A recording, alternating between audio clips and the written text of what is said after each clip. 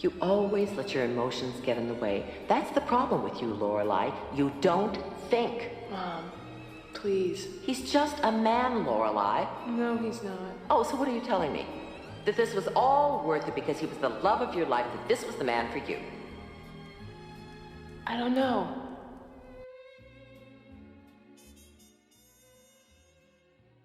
So I don't know about you, but in my high school literature class, there were usually a few fictional books you were required to read. Or at the very least, skim through Cliff Notes and pretend you read it. I can't speak for other countries, but in the US, some of the required readings included The Outsiders, The Illustrated Man, The Great Gatsby, Lord of the Flies, and works by Edgar Allan Poe and Shakespeare. And recently, there was one story in particular that I was reminded of that went by the name of The Awakening.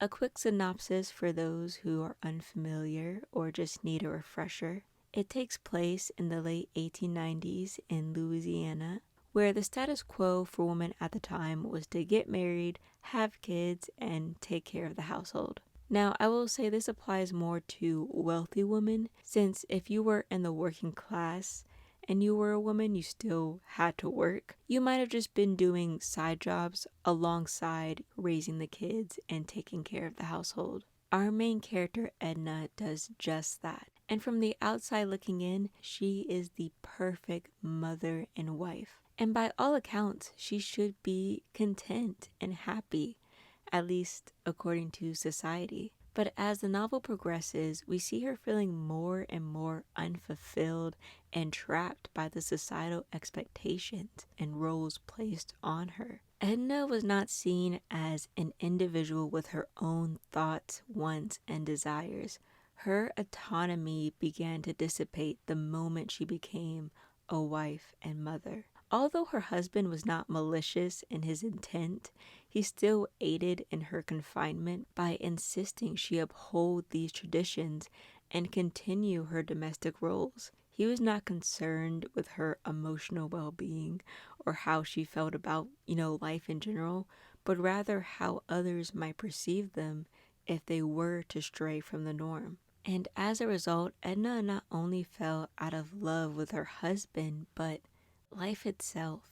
As she has more of these revelations or awakenings, if you will, she desires a life filled with independence and self-expression. But she soon realizes she'll never achieve such a life in a society that prefers conformity where she craves freedom, and decides in the end to submit to the ocean, never to be seen again.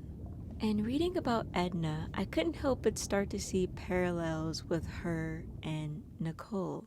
Nicole also lives in a society that values tradition over anything else, where nobles are engaged at a very young age and after graduating from an academy are expected to get married and have kids. Nicole is engaged to Keys, spelt like the university and pronounced like Key from Shiny, who has been very neglectful of their relationship, to put it lightly. I don't think he even does the bare minimum of what is required of a fiancé. And slowly but surely, we see Nicole's hopeful eyes for their future become dimmer and dimmer. And it's never just one incident. The feelings begin to trickle away ever so slightly. And it was simple at first, like he only responded to her letters occasionally. That's fine, maybe he's just not a man of many words. When attending balls, he always would go with Princess Caroline, leaving Nicole to become a bit of a wallflower, despite the norm being for you to interact and dance with your fiancé. But that's okay. I mean, Princess Caroline and Keys go way back. They're childhood friends, and he's essentially her knight and bodyguard, so it makes sense that he would stick close to her during the ball, despite not even sparing a passing glance at his fiancée. And when Nicole invites him out to the market, he looks so displeased, like he would rather be anywhere else but here. And all he does is talk about Lady Caroline. He talks about her so much you would have thought she was in the room with them. And did I forget to mention, it's always Nicole who reaches out and plans stuff, never the other way around? Interesting. And he's never, ever ate lunch with her at school because he's just so busy doing student council work. You know how it is. Yet he's the only student council member who doesn't eat with their fiance during lunch, besides Princess Caroline. But at the very least, she has the excuse of her fiance being however many miles away in the neighboring kingdom. What's his excuse? And the final nail in the coffin. On Flower Festival Day, he gifted Nicole flowers. How sweet. Except he said he had already gifted the exact same flowers to Princess Caroline earlier in the day. And she loved them, so he thought Nicole would surely like them too. What can you say? Girls got good taste. So Nicole just decides to stop caring altogether. And she stopped putting so much stock in their relationship and her perception as being a good partner because it wasn't being reciprocated, obviously.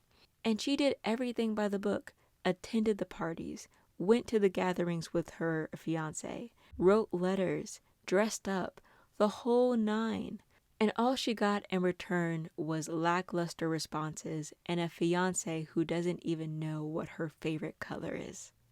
Well, obviously this isn't the same scenario, circumstance, or situation as Edna, but like Edna, Nicole begins to become disillusioned as to what society deems to be her purpose as a woman in this life. Edna chose to go more the isolation route and drifting away from her old way of living. Nicole kind of embraces it. Nicole went, fine, I'll do it myself. Whereas before she felt obligated to invite her fiance wherever she goes, like to the marketplace, she instead thought, why don't I just go there myself? Who's gonna stop me? And so she did, and she had an absolute blast. She even buys a couple bracelet that she's been eyeing since last year and decides just to buy one bracelet because she loves the design. She doesn't need her fiance to buy it. She can just buy one and keep it for herself. And I love that for her. And although it's definitely more normalized now, it can still be kind of scary to get over that hurdle of doing things alone and just enjoying your own company alone without feeling like you're being judged or pitied because you're alone, like having dinner at a restaurant alone, going to the movie theaters, an amusement park, going to a concert, or even solo traveling.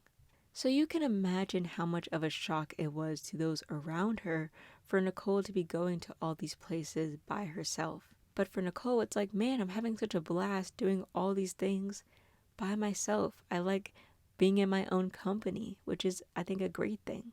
I don't gotta worry about catering to somebody's needs or keeping up a conversation with my fiance when I can just be, by myself doing my own thing. And Nicole doesn't just stop there. She used to get these lukewarm to-go lunches and sit outside in the courtyard and just eat by herself because she didn't want people to feel pity for her or be like, man, why is that girl eating alone again? Where's her fiance? She didn't want all that unnecessary attention. But now she's like, who cares? I'm just going to eat in the cafeteria like everybody else. And for once, she's able to eat a steaming hot lunch because she could get it right there and then. Just the joy emitting from her face from actually eating a hot lunch, it kind of rubs off on you.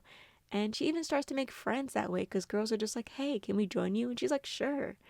And that moment makes me so happy because beforehand she was inconveniencing herself for the sake of others when she didn't need to.